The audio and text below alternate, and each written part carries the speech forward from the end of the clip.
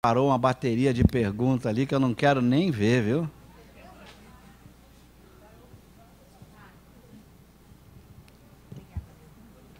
A gente pede ajuda aos universitários, ok?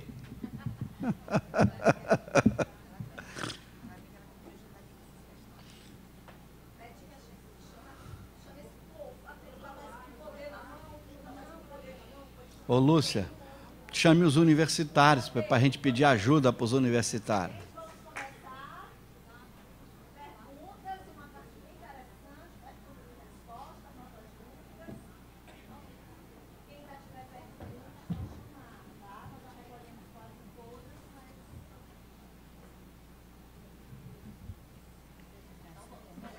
Eu tenho as que começam aqui.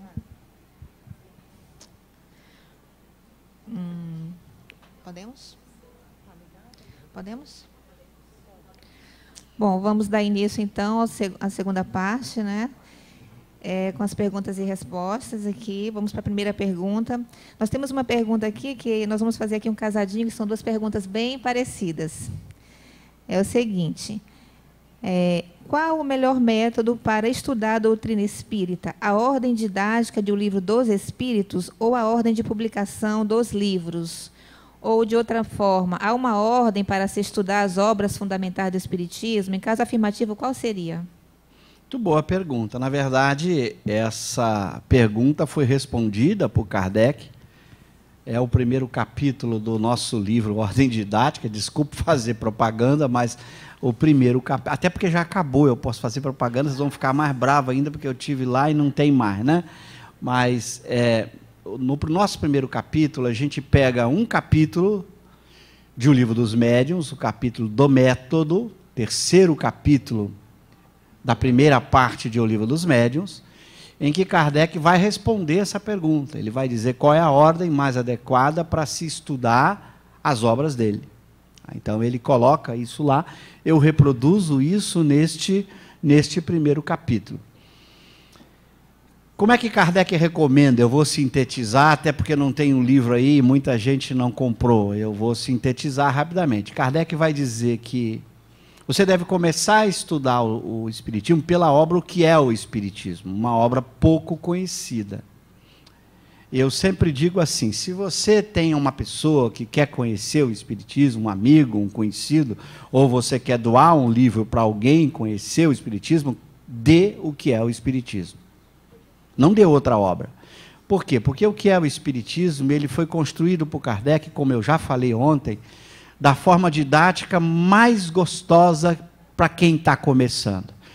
A primeira parte da obra, diálogo, bate-papo entre personagens que ele cria. A segunda parte, pergunta e resposta. Então, é o melhor livro para se introduzir o Espiritismo para alguém, porque é agradável de ler. A pessoa lê e não quer parar de ler, se sente confortavelmente, porque o diálogo é algo instigante, né? O diálogo vai te provocando, a pessoa não quer parar de ler. Eu tenho amigos que leram os dois livros de diálogo e falaram, Cosme, não dá vontade de parar. Essa é a intenção do diálogo. Você fica como se você fosse um personagem, você fica ali querendo entrar como personagem para estar no diálogo. Eu tenho pessoas que mandam e-mail que gostariam de estar no nosso diálogo lá, porque é um diálogo entre 4 pessoas, e tem gente que fala assim, Cosme, eu queria... Dá para eu ir nessa reunião quando vocês se reúnem para o diálogo? Aí eu falo, não, o diálogo são personagens fictícios, né? Eu criei. O local que eu descrevo, onde o diálogo acontece, é real. É um local real, né? Mas o diálogo... Então, você quer entrar no diálogo, você quer participar, não é assim? Então, é a obra mais adequada. E Kardec recomenda, então, que você comece por essa obra. Depois que você começa, você tem uma visão geral do Espiritismo. Aí diz ele, agora você vai pegar o Livro dos Espíritos. E você vai lendo o Livro dos Espíritos sucessivamente com as outras obras, principalmente com a Revista Espírita. Daí porque a gente montou a Kardecpédia, né? Você pode pegar o primeiro capítulo do Livro dos Espíritos, depois que você estudou o que é o Espiritismo, pega o primeiro capítulo lá, Deus. Aí você lê o primeiro capítulo, vê lá no itens relacionados da Kardecpédia, as outras obras que te ajudam a estudar o primeiro capítulo. E assim você vai, como Kardec recomenda, você vai estudando a partir do Livro dos Espíritos todas as outras obras. Por quê? Porque ele contém todas as temáticas, como eu mostrei. Então ele é o melhor roteiro de estudo, onde todos os temas estão ali. Se você fizer isso, você vai abarcar toda a temática das suas 23 obras. Quando a gente criou a Kardecpédia, começou muitos anos lá atrás com o IPEAC, que é um outro site, que a gente foi percebendo como a gente podia ajudar as pessoas a fazerem isso, que Kardec recomenda estudar. Então eu diria, siga essa orientação dele, para mim é melhor. Comece com o que é o Espiritismo, pegue o Livro dos Espíritos e vai fazendo os links com as outras obras a partir do roteiro estabelecido no próprio Livro dos Espíritos, que aí você consegue dar conta de estudar as 23 obras agradavelmente, aproveitando bastante o que ele colocou. Tem gente que quer começar por livros complicados, aí a pessoa pode se perder. Eu recomendo usar essa estratégia, ok? Ok. Por que a ordem de publicação dos livros, Livro dos Médiuns, Evangelho segundo o Espiritismo, Céu e Inferno, a Gênese, não seguiu a mesma ordem didática contida em um Livro dos Espíritos? Você achou alguma explicação para Kardec ter deixado por último a explicação da parte primeira? Ele mesmo fala isso na Revista Espírita. Kardec fala sempre que as ideias têm que ir amadurecendo aos poucos. Você não pode atacar certas questões enquanto outras questões não estejam bem amadurecidas, para não chocar, para não criar falsa compreensão e, ao mesmo tempo, precipitar na construção de uma doutrina. Então, ele tomou há temas na Gênese que era necessário um amadurecimento maior para ele entrar. Por exemplo, na Gênese é uma obra que a gente vai falar daqui a pouco, aí, que vai fazer essa homenagem, é uma obra que tem 3 partes. A parte dos milagres, por exemplo, é uma parte que precisava de um maior amadurecimento doutrinário. Ele começa aprofundando o capítulo dos fluidos, que é um capítulo extraordinário, e depois ele vai explicar os milagres do Evangelho. A explicação que ele vai dar dos milagres do Evangelho é absolutamente nova e absolutamente chocante para diversas correntes religiosas. Então, se ele fizesse isso muito cedo, primeiro, as pessoas não entenderiam. Segunda, era colocar o carro na frente dos bois. Então, ele preferiu, primeiro, amadurecer a doutrina como um todo, que era o Livro dos Espíritos e o Livro dos Médiuns, que estuda a segunda parte, para que as pessoas se acostumassem com a ciência e filosofia espírita, acostumassem, e depois fossem estudando as suas aplicações. Como agora eu aplico a ciência espírita no estudo do Evangelho, como eu falei, é o Evangelho segundo o Espiritismo, não o Espiritismo segundo o Evangelho. Como eu aplico para estudar o Evangelho, como eu aplico para estudar o que acontece com a alma depois da morte, céu ou inferno, e depois como eu aplico em questões ainda mais delicadas que várias correntes religiosas atacavam, que é a questão dos milagres. Então ele foi num terreno que o Espiritismo tinha que estar maduro para isso, para que as pessoas entendessem e ele não tivesse oposição do próprio leitor. Lembra que a sociedade do século XIX ou era materialista ou era eminentemente católica e protestante. Ele não podia ir em temas que pudesse criar oposição tão grande para que as pessoas não lessem. Então, quando a pessoa foi ler a Gênesis, ela já tinha dominado a ciência e a filosofia espírita, estava preparada para ver as aplicações. Então, a ordem foi a ordem da prudência, da conveniência de que hora você deve colocar uma temática ou não para a sociedade. Hoje não tem mais problema, nós não vivemos isso, né? Eu não tenho que seguir esta ordem, porque era o contexto histórico de construção do Espiritismo. Hoje não, hoje você pode, estudando a primeira parte, já entrar na Gênesis, estudando a segunda, hoje você pode seguir essa ordem didática do próprio Livro dos Espíritos, não a ordem cronológica de produção da obra, ok? Se as leis morais divinas dizem respeito ao espírito imortal, encarnado ou não, como entender a lei de reprodução para o espírito na erraticidade? Ou ela diz respeito unicamente ao espírito encarnado, ao contrário das demais? Muito boa pergunta. Na verdade, lembra, relação do homem para com Deus, para consigo mesmo no mundo corporal. E ele vai dizer nesse item 617, se vocês duvidarem eu abro, que elas devem regular a vida da alma e a vida da alma no corpo. A lei de reprodução só se aplica no mundo corporal. Mas eu não vivo só no mundo espiritual, eu tenho que leis que regulam a vida do espírito, nos dois mundos, no corporal e no espiritual. Então ele precisava estabelecer as leis naturais para a vida do espírito, não importa se ele está encarnado ou se ele está fora do corpo. Então, por isso, essas leis especiais só se aplicam ao mundo corporal, só tem reprodução, conservação e destruição na matéria. Então, são leis que regulam a vida do espírito no mundo corporal, não na vida na erraticidade, onde não tem nada disso. O espírito não come, não precisa de suprimento, não tem corpo para comer na vida espiritual, não morre, não adoece, não tem nada disso. Toda e qualquer doença do espírito é psicológica, é moral, não tem doença física, não tem sofrimento físico, só tem sofrimento psicológico, moral. Então não se trata de conservar, destruir no mundo espiritual, isso é só para o mundo corporal. Então ele vai deixar isso muito claro. No meu livro Espírito e Matéria, eu entro muito nessa questão. Tem muita gente tratando o mundo espiritual como se fosse o mundo corporal. Muitos autores, mas não é assim que Kardec coloca. Então, por isso as diferenças, muitas vezes, entre muitos autores e Kardec, porque a visão dele sobre o mundo espiritual, que está no capítulo da vida espírita, não bate com a visão de muitos autores sobre a vida espiritual. Por isso você tem que conhecer e comparar, para que você possa fazer a escolha. Eu fico com essa posição, porque escolho essa, porque são centenas de autores, gente, diferentes. Centenas de autores diferentes. Então, e cada um coloca o seu ponto de vista. Isto é uma ciência, uma filosofia, né, em que você permite pontos de vista diferentes e você analisa. Por isso que eu uso a metáfora do catar feijão, né? Para você catar feijão, você tem que usar um critério, né? O que é o feijão bom? No meu entender, o feijão bom é o que está de acordo com a obra de Kardec. Mas é a minha opinião. A pessoa pode achar que o feijão bom é o que está de acordo com outro autor. Tá certo? Catar feijão precisa de algum critério, né? Qual é o feijão bom, qual é o feijão bichado, qual é a pedra? Isso depende do critério que você usa. Eu uso o critério de comparar com a obra de Kardec. É uma opção minha. Ok?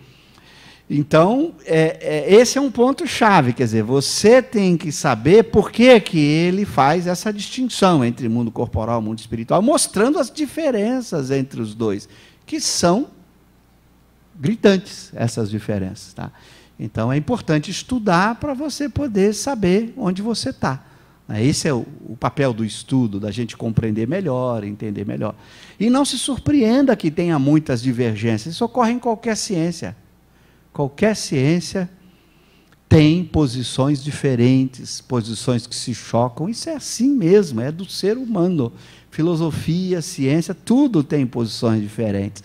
Você tem que estudar e fazer as suas escolhas, sua posição. Isso é natural, isso faz parte do jogo intelectual.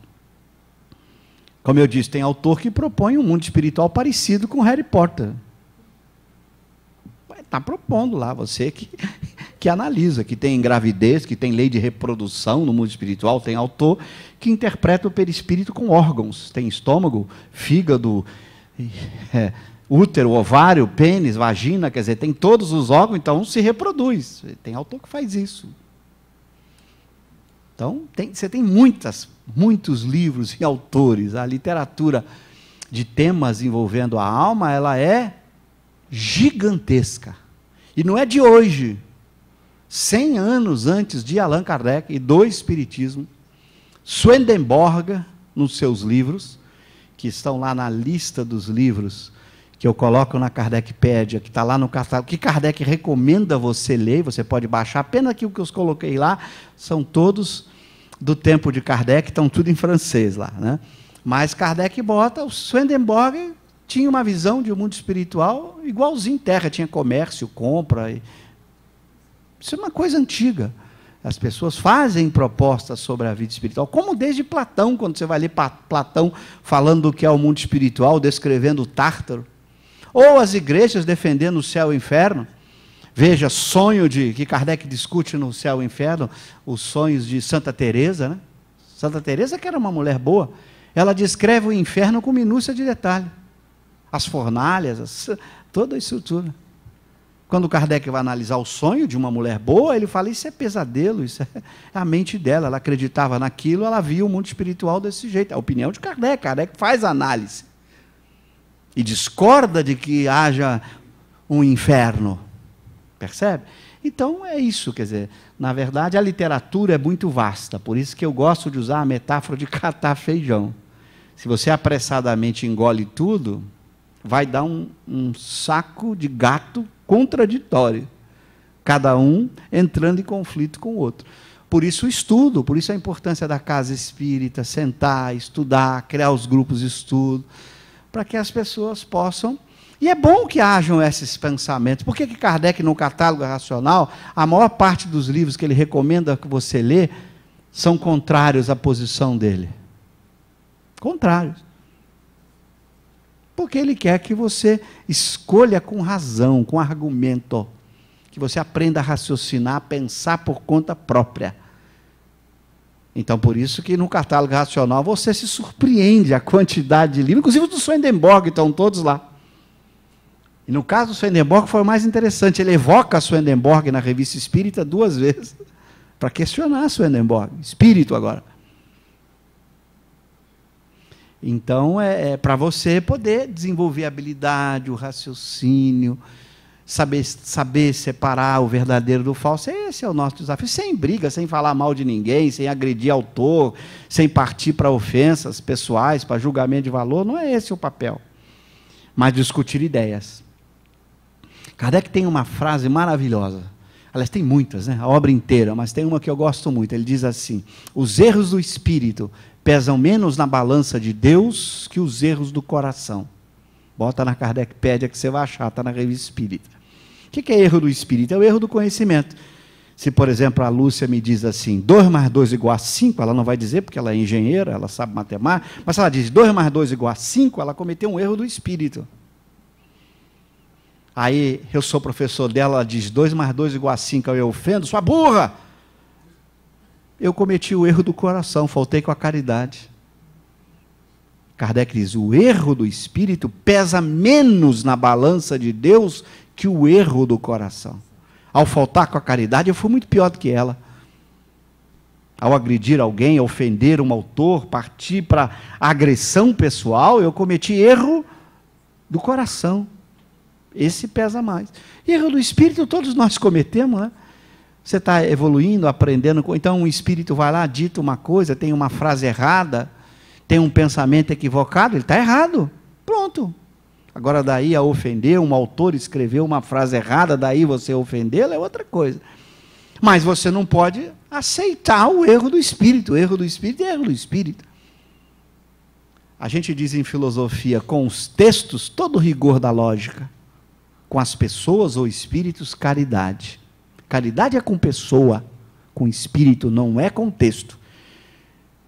Eu confundo. Eu gosto muito do Cosme. O Cosme simpático. Aí achou o livro do Cosme um erro. Achou um erro, é erro. Não interessa se eu gosto ou não do Cosme. Não tem nada a ver gostar ou não do Cosme com um erro que ele tem escrito. Errou, ponto. Então, é isso que a gente ainda precisa se libertar. A gente mistura as duas coisas que Kardec sempre separou. Eu posso amar alguém, respeitar alguém, admirar alguém e discordar de uma frase, de um pensamento que ele tenha dito. Qual é o problema nisso? Então, esse treino de separar, né, para que a gente possa preocupar com a verdade, sem perder a caridade. Para encerrar isso, Kardec tem outra frase, frases admiráveis, ele diz assim, se 2 grupos entrarem em dissidência, em discussão, ficarei com aquele que mais caridade demonstrar. Olha a lucidez dele. Às vezes as pessoas discutem porque tem erro de espírito. Mas aquele que faltar com a caridade já perdeu o argumento. Então não falte com a caridade. Se alguém comete um erro do espírito, tenta esclarecê-lo, mas respeita. Se ele discorda, não aceita, respeite-o. Ele tem direito de pensar diferente, mas não falte você com a caridade, porque aí você está cometendo um erro maior. Mas não seja o outro lado oposto. Aceitar porque você gosta da pessoa, pelo amor de Deus. Por eu gostar de alguém, eu posso discordar de suas ideias. Tem nada a ver uma coisa com outra. Então é esse processo de estudo que a gente vai se disciplinando, né? Na academia isso é muito comum, a gente discordar de um amigo do lado que você ama, sai para jantar, gosta dele. Fiz isso na universidade tanto tempo, discordar de colegas que eu amava, continuo amando, que saímos para jantar e íamos para o cinema, mas um era materialista, ferrenho, eu o espírita, e ele não aceitava. Gosto muito do Cosme, mas não sei como o Cosme fica com essas loucuras. E a gente discordava, chegávamos até a debater ideias, mas abraçando, amando um ao outro, respeitando. Isso é maravilhoso. A gente se acostuma com isso. No movimento espírita está um pouco difícil. Você discorda de um autor, o pessoal já quer te matar. Então a gente tem que aprender a seguir mais Kardec.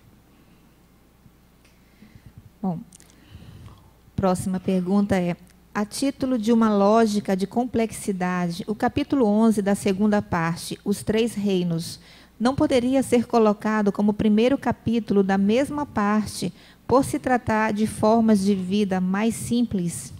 Muito boa, até que poderia, mas vamos pensar no seguinte.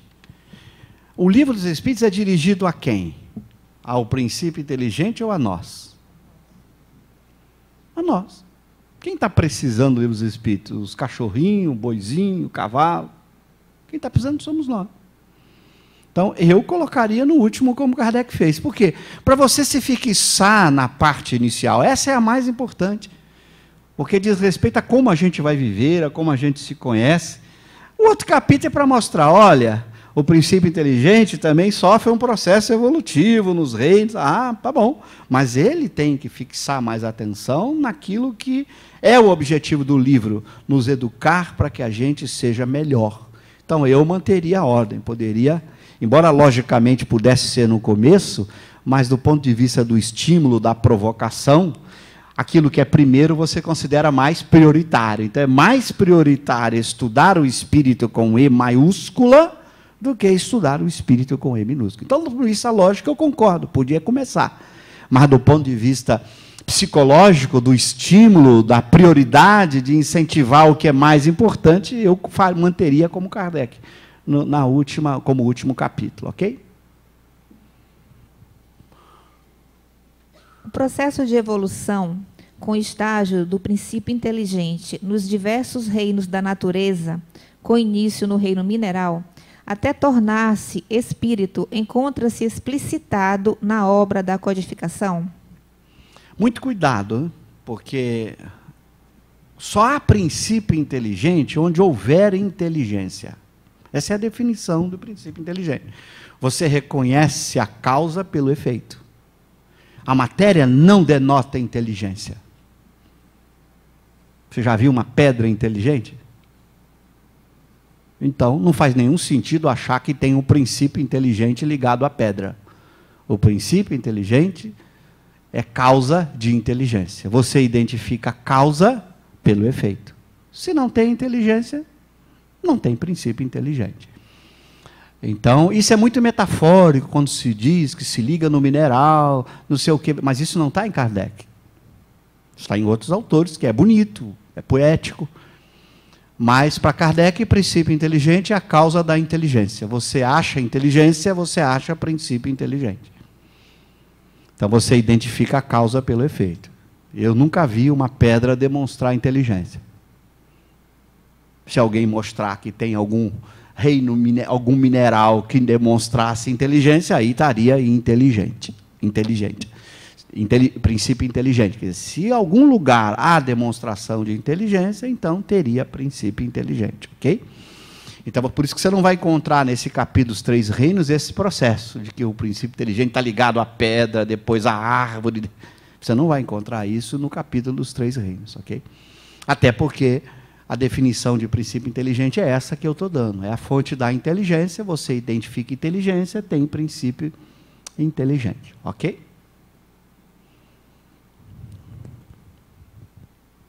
Como pensar o levantamento de hipóteses dentro desse método científico que se fundamenta na experiência, na clareza, na verdade?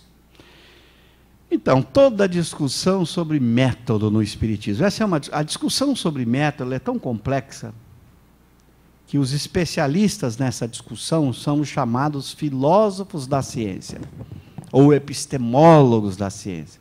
Pessoas que tomam para si como objeto de estudo discutir o método científico, se não há método, o que é o método científico, etc. Tal.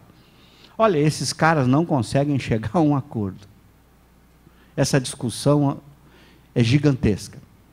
Há, inclusive, filósofos muito bons, que escrevem muito bem, como, por exemplo, Paul Feyerabend, no seu livro Contra o Método, que ele chega a questionar a própria noção de método. Ele chega a afirmar assim, fazer ciência e fazer poesia é a mesma coisa, não tem método nenhum. As discussões não tem. Os especialistas não conseguem resolver essas questões, elas estão em discussões que não param mais. O que eu costumo dizer é usar um bom senso. Quer dizer, uma visão mais simples de ciência, que é uma conjugação de razão com experiência. Agora, de que maneira se dá essa conjugação, se tem um método próprio ou não, os especialistas não chegam a um acordo. O que a gente sabe é que, quando você está propondo alguma ciência, você, de alguma maneira, define o seu objeto de estudo, os seus fenômenos, e procura, de alguma maneira, fazer essa conjugação entre o raciocínio e a experiência, para fazer uma ciência. Agora, que método é esse? Se há método ou não, único a partir do qual você pudesse dizer, nem os especialistas chegam a um acordo. Então, eu vou ali simples, como Kardec faz. Ouve os espíritos, vai para o laboratório da mediunidade, tira as conclusões, faz inferências, elabora hipóteses, mas não tento fazer nenhum método especificamente, porque os próprios especialistas estão criticando isso de tentar achar que há um método científico. Os próprios especialistas têm questionado isso, ok? Nas obras básicas, qual paralelo podemos fazer entre os instintos e o desenvolvimento da maldade no homem? Nossa, um povo aqui é danado, viu? Cada pergunta dessa merece um seminário, né, dadas as questões. Na verdade, você tem que entender, para esse processo, que é um elemento chave, como Kardec, o problema das paixões, que são as emoções que decorrem da vida do espírito na matéria, em que emoções vão surgindo como consequência desse tipo de interação, o que geram as paixões. Daí que nasce a tristeza, a alegria, a inveja, o ciúme, a mágoa, a raiva, o ódio, desse processo de interação do espírito com a matéria, desde o começo em que ele começa a se evoluir como espírito, interagindo com o mundo corporal. Então, esse é um processo complexo, extremamente complexo. O espírito vai adquirindo consciência pouco a pouco. Não é um processo em que ele começa a escolher na sua primeira vida, não tem isso. Porque a consciência de si mesmo, o livre-arbítrio, vai se desenvolvendo pouco a pouco. Então, você não pode fazer o raciocínio que, às vezes, alguns fazem e mandam para mim. Cosme, primeira vez que o espírito escolheu. Por que ele escolheu mal? Se ele escolheu mal é porque já tinha um mal dentro dele. Aí vai, como se houvesse um momento da primeira escolha. O processo é muito mais sofisticado que isso. Por isso, todas essas questões sobre a origem, elas são questões dificílimas, em que Kardec não vai dar resposta definitiva, como não poderia dar. Nós não entendemos todo o processo em que se dá a evolução do princípio inteligente até chegar ao estado de consciência de si mesmo, de livre-arbítrio, para que ele possa, então, entrando no período espírito com E maiúscula, fazer suas escolhas e, a partir daí, ser responsável por ela. Esta fase de evolução do princípio inteligente é a fase de incógnita, de interrogação. A gente ainda não consegue entender esse tipo de processo, e Kardec reconhece isso. Por isso que ele fala assim, tomemos o espírito do momento em que ele já tem consciência de si mesmo, livre-arbítrio, e você começa a estudá-lo dali para frente. Todas as questões de origem são muito difíceis. Talvez ainda falte elementos teóricos, conceituais, que a gente ainda não tenha. Por isso eu digo, Kardec faz uma filosofia de uma ciência, não uma filosofia especulativa, em que ele tenta dar resposta para tudo isso. Ele reconhece que não dá para ir. Não sabemos. Quando ele pergunta aos espíritos, não sabemos. Ou não podemos dizer, porque não há elementos de comparação. Saber não sabemos, não poder dizer, é saudável, do que você ficar inventando, especulando, sem base, sem critério.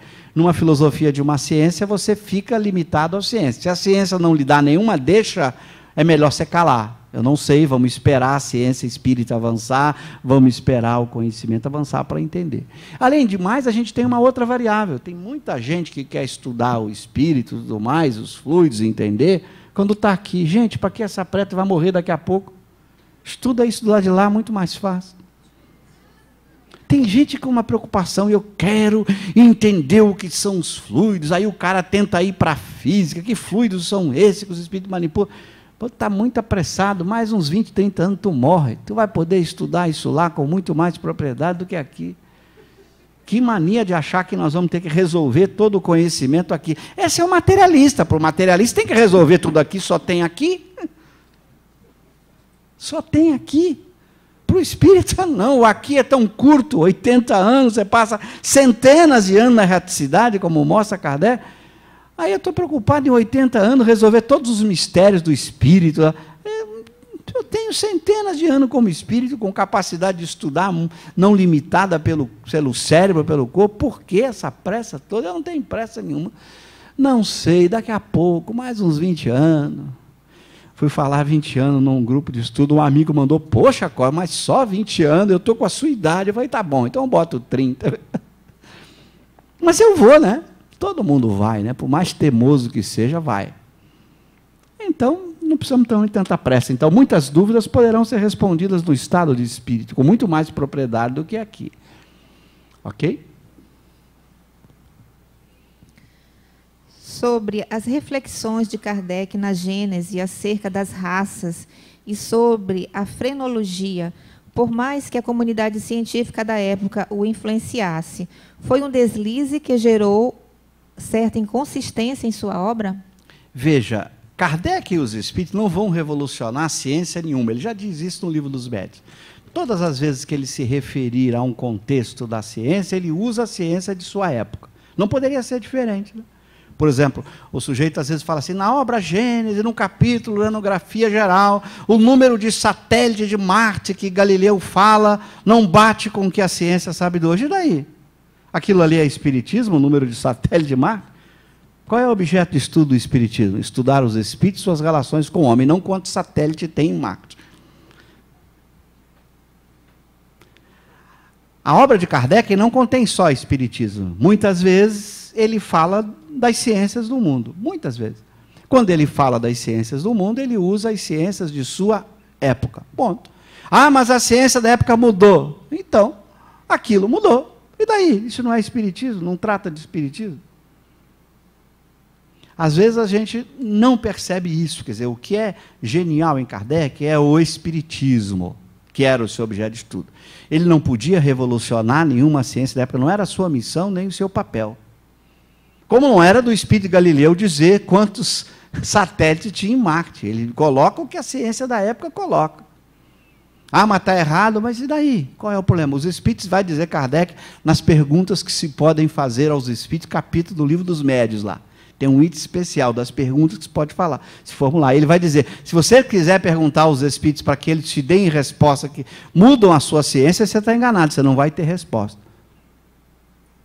Não é missão deles mudar as ciências, como espíritos. Se eles querem mudar as ciências, eles encarnam, viram cientistas ou inspiram cientistas a fazerem isso, mas não é a missão deles. Então ele vai, inclusive, dizer os inventores, os cientistas, não precisam se preocupar, os espíritos não vão concorrer com eles. Não vai ter um invento que um espírito vai ditar uma teoria nova, uma mudança na física, na química, que os espíritos vão ditar. Não vão, porque isso não é da lei de Deus, não é permitido. Os que poderiam fazer isso seriam espíritos superiores, que não fazem, porque cumprem a lei de Deus. Os inferiores mentem, então não acreditam neles. Eles vão inventar. Se você perguntar a um inferior coisas, ele vai dizer, mas aí ele diz tudo. Você vai acreditar no que ele está dizendo, tu vai se dar mal.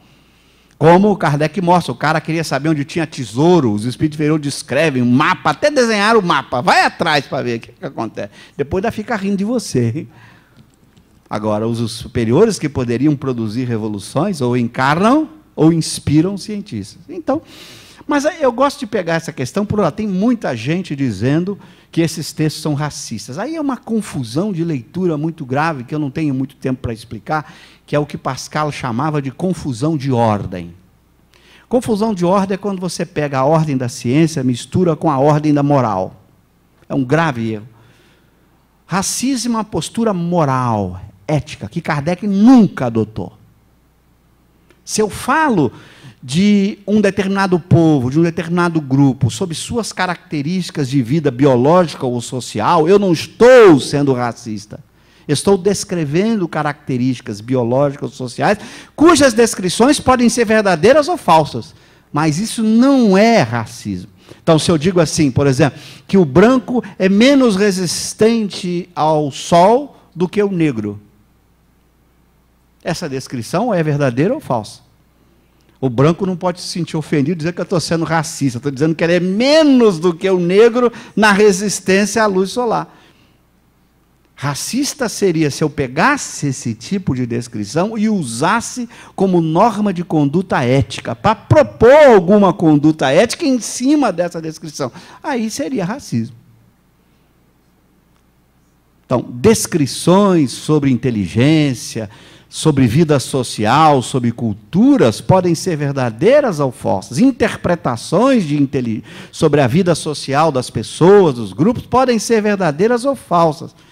Não tem nada a ver com ética, com racismo. Aí as pessoas olham lá que você descreveu uma limitação num povo que você está sendo racista. Ou aquela descrição é falsa, ou ela é verdadeira. Se ela for falsa, olha, uma descrição falsa. Agora, se você pega essa descrição e usa para propor uma conduta discriminatória, aí você está sendo racista. Kardec nunca propôs conduta discriminatória, do ponto de vista ético. Sempre considerou todo mundo espírito imortal, que evolui com igualdade de direitos perante as leis divinas. Então, não há em Kardec nenhuma passagem racista, mas tem gente que força a barra, que a gente diz em filosofia, confunde a ordem da ciência com a ordem da moral. Racismo é uma proposta moral que não aparece nenhuma vez na obra kardeciana. Agora, considerações sobre descrições de raça não são considerações racistas, podem ser falsas, e a ciência pode mudar e mostrar, olha, aquilo que se observou da raça era um equívoco. Tudo bem, um equívoco falso, mas não é algo racista, do mesmo jeito que quando eu digo que o branco é menos sensível ao calor do que o negro, eu não estou sendo racista com o branco. Ou isso é verdadeiro, ou isso é falso. Se for falso, eu acabei de dizer algo falso. Agora, se a partir dessa informação eu proponho um tipo de conduta moral, aí sim eu estaria sendo racista. Percebe a diferença? É o que Pascal chamava isso de confusão de ordem. Eu confundo a ordem das ciências sociais, humanas, em que eu descrevo coisas, apresento uma série de descrições e interpretações, com a ordem da moral, em que eu recomendo condutas. Não há, na obra de Kardec, nenhuma passagem racista, nenhuma. Embora tem gente que pega textos de obras póstumas, da revista, e tentam dar uma leitura racista. Está fazendo o que o Pascal recomenda muito bem, chamado confusão de ordem. Eu recomendo que vão ler Pascal para ver o que é confusão de ordem, antes de fazer apressadamente esse tipo de inferência. Estão lendo mal, me desculpe, deveriam ler com mais atenção o que é a posição kardeciana. Na sua palestra, você ressaltou a imensa produção de Kardec em apenas 14 anos de atividade voltadas para a doutrina espírita. Comparando o contexto da época, por exemplo, a ausência de recursos tecnológicos com a atualidade, você acha que proporcionalmente a doutrina espírita teve mais alcance naquela época do que hoje? É muito importante, teve mesmo, teve um alcance naquela época muito grande. E aí tem muitas razões históricas, muitas razões que é difícil em pouco tempo a gente analisar. Nunca, como Kardec vai dizer na sua obra, na Revista Espírita, nunca uma doutrina filosófica alcançou 5 continentes em 10 anos, como foi a proposta do Espiritismo, numa velocidade espantosa, sem investimento em marketing. Hoje é fácil, você ter internet, vocês têm que voltar ao século XIX, porque você não tinha, a comunicação era no máximo por telégrafo com fio. Não era nem telégrafo sem fio. O telégrafo sem fio só vai começar a ser discutido no final do século XIX. Era telégrafo e ainda tinha que ter fio ligando um telégrafo ao outro. Carta, correspondência, que demorava meses para sair de um país e chegar em outro. Por navios, não tinha aviões.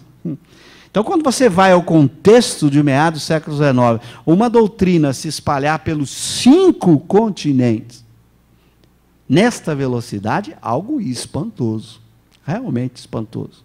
Num tempo tão curto, numa época em que os meios de comunicação não eram o nosso meio. Hoje, você bota um vídeo na internet agora, um chinês comenta imediatamente. Hoje está aí o chamado virals, né? Como é que eles chamam? Viralizou, linguagem até maluca, aí, né? Os cara bota, viralizou, milhões de views em segundos. O que é isso? Não era assim, não tinha isso.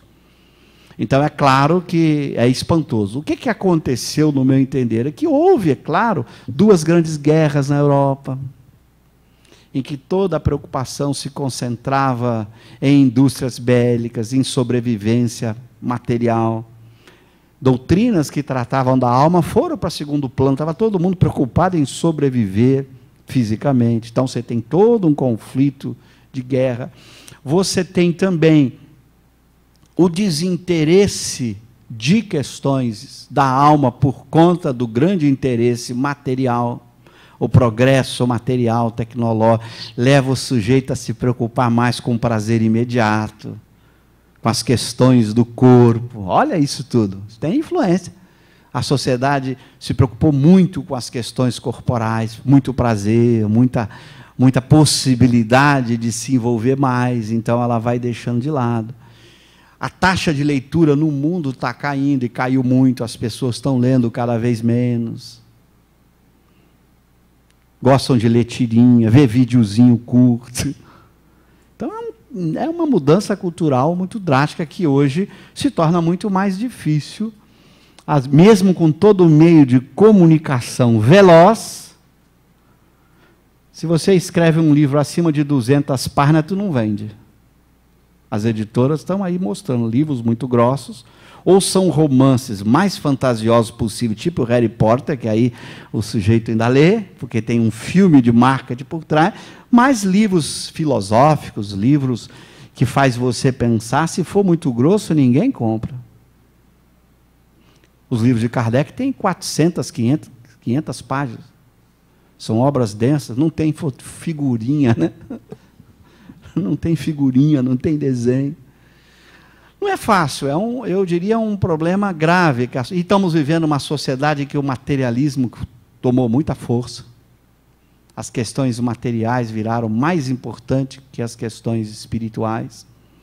Não é fácil, é difícil entender isso, é muito complexo a situação para a gente entender por que a dificuldade é maior. Porque o número de espírita mesmo, né, declaradamente espírita, que se declaram espírita hoje, deve ser igual, não deve mudar muito, do número que Kardec bota na Revista Espírita em 68, que ele fala de 6 a 8 milhões de espíritas no mundo declarados. Então você fala, como? Então não cresceu? Declaradamente não. Claro que as ideias espíritas se espalharam fortemente. Hoje você liga a televisão, né? Tem programas lá só sobre fenômenos, né? Tem filmes hoje que falam de mortos, comunicações.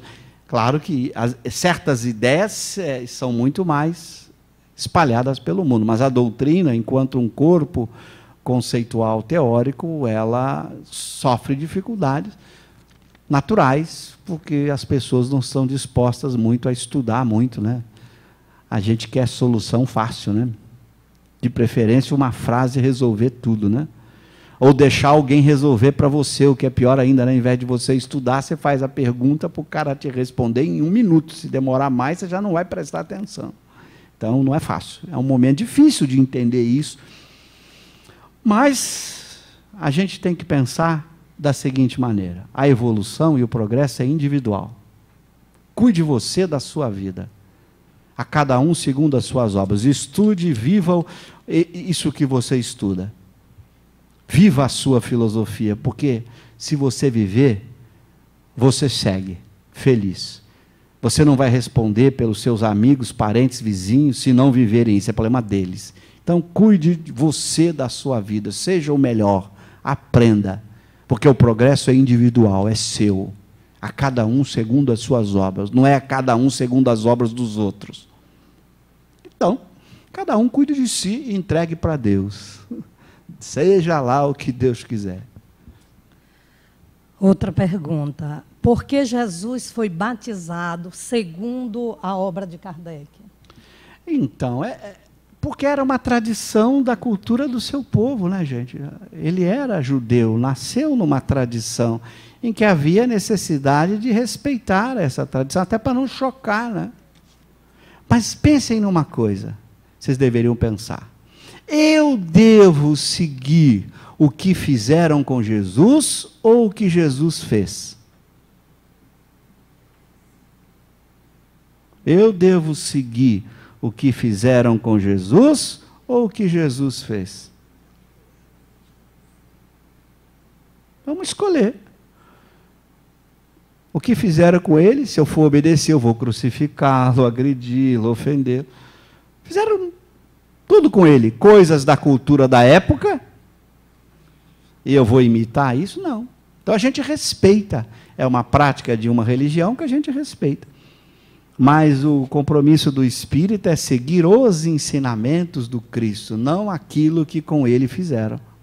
É a posição do espírita, que ele respeita o católico, o protestante, todos aqueles que pensam diferente, a gente respeita. É a liberdade de consciência, vai dizer Kardec, que me obriga a respeitar a opinião diferente, a proposta diferente, mas do mesmo jeito que eu respeito a opinião do outro, eu tenho a minha sendo respeitada, né? Você pode e tem sua própria opinião, sua própria forma de ser e de viver.